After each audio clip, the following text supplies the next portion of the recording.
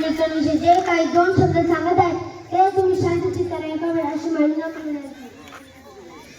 मानाशिवाय महत्व नाही तलवारीच्या पातीला, मानाशिवाय महत्व नाही तलवारीच्या पातीला, लोकमान्य टिळकांशिवाय महत्व नाही महाराष्ट्राच्या मातीला, महाराष्ट्राच्या मातीला.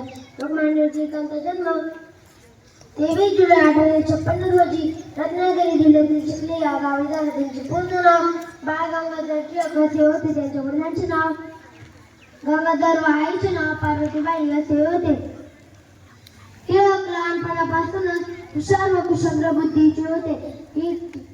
टिळकांना गणित व संस्कृत हे दोन विषय आवडायचे. बाळाच्या पाय पाण्यात दिसतं त्या उक्तीप्रमाणे तेजस्वी सूर्याचे तेज चमकू लागले. एकदाचा एक प्रसंग, एकदा गुरुजी वर्गात गणित शिकवत असताना त्यांच्या जवळ त्यांच्या सर्व मुलांनी गणित वहीत लिहून सोडवायला सुरुवात केली. मात्र टिळकाने एकही गणित लिहिले नाही. गुरुजी